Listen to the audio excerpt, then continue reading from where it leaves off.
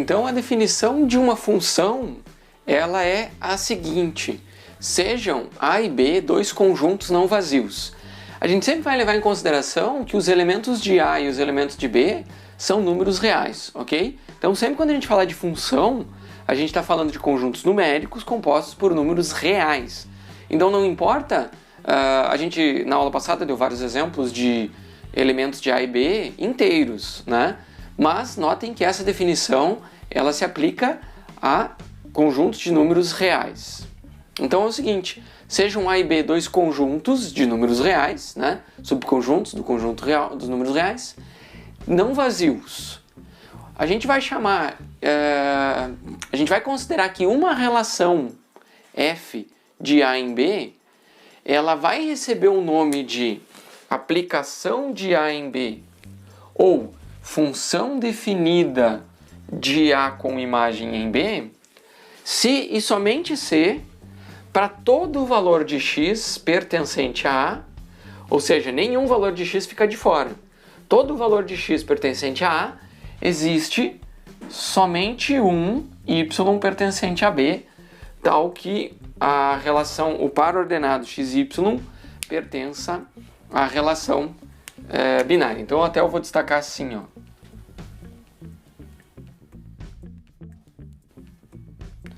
Ok? Então, se todo valor de x pertencente a A, para todo valor de x pertencente a A, existe um só y pertencente ao B, tal que o par ordenado pertence à relação. Se a relação satisfizer esta condição, a gente diz que f é uma função definida de A com imagens em B. Tá? Aqui embaixo está exatamente a mesma coisa, só que escrito em notação de conjuntos, né? Em notação de conjuntos, né? A gente tem que f é a aplicação de A em B, é o equivalente a gente dizer que para todo valor de x pertencente a A, existe um valor de y pertencente a B, tal que x e y pertençam, o par ordenado xy pertença à relação f, ok? Então aqui, escrito de duas formas a definição de função, e a gente vai ver outras formas de representar uma função. A gente usa o esquema de flechas para representar relações binárias, ok?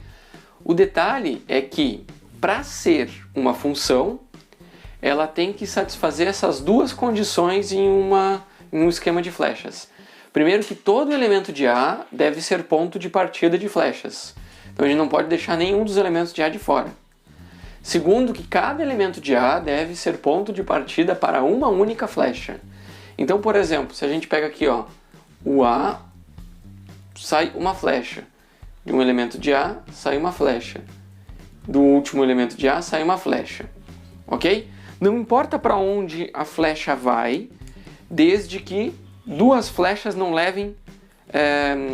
duas flechas não saiam do mesmo ponto. Então tem que sair uma única flecha. Ok? Isso daqui, f é função.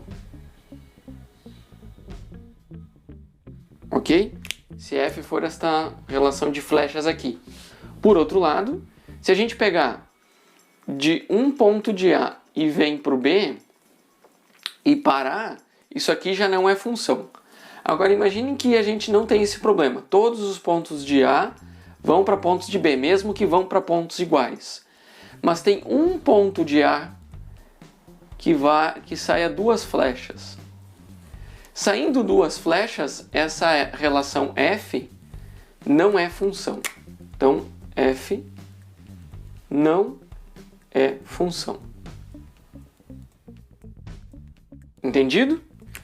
Não pode sair duas flechas do mesmo ponto e não pode ter pontos que não saiam flecha nenhuma.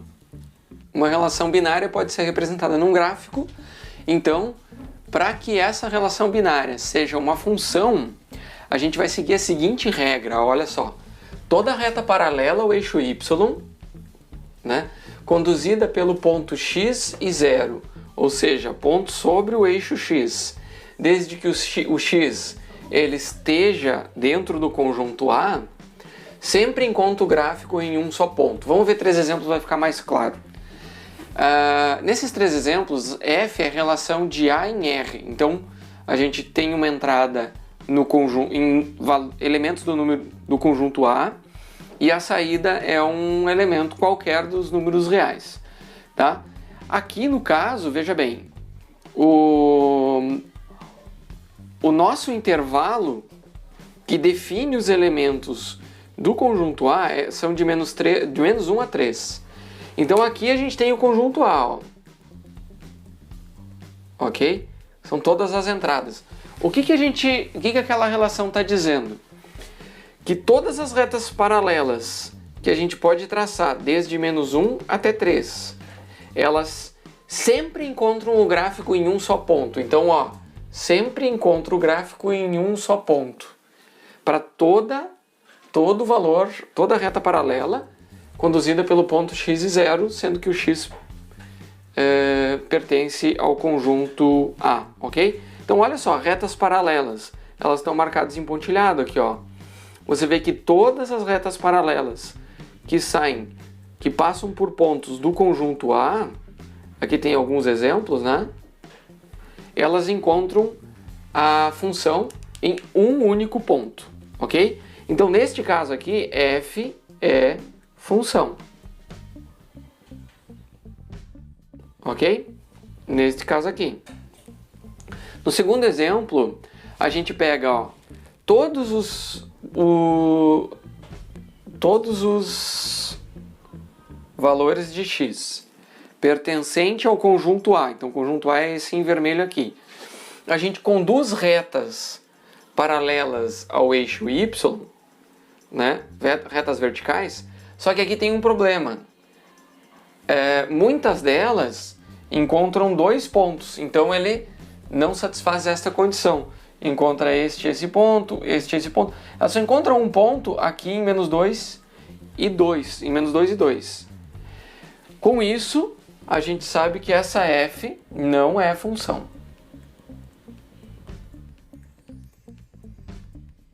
Ok? Beleza. Agora vamos ver esse último caso. A gente vê que as retas verticais, elas encontram a função em um único ponto, certo? Até eu vou marcar aqui, ó, que f é a linha preta, né? Ok. A gente já viu que aqui é uma função, aqui não é uma função porque a gente tem duas saídas para uma única entrada, certo? 2 valores de y para um único valor de x, então não pode ser função. A gente vê por retas paralelas, retas verticais, né? E o terceiro caso, veja o seguinte. O conjunto A, ele vem de 0 até 5. Ok? E aí a gente tem aqui, ó, alguns exemplos de retas paralelas e a gente encontra em um só ponto.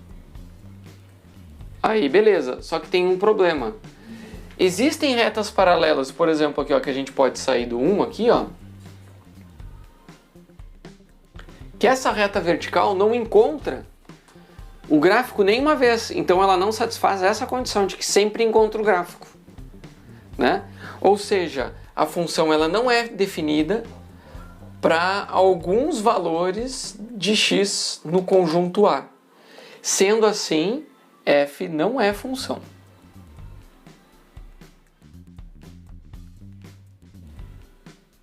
Lembra que a gente não pode ter valores de x que não tenham um respectivo valor de y, ok?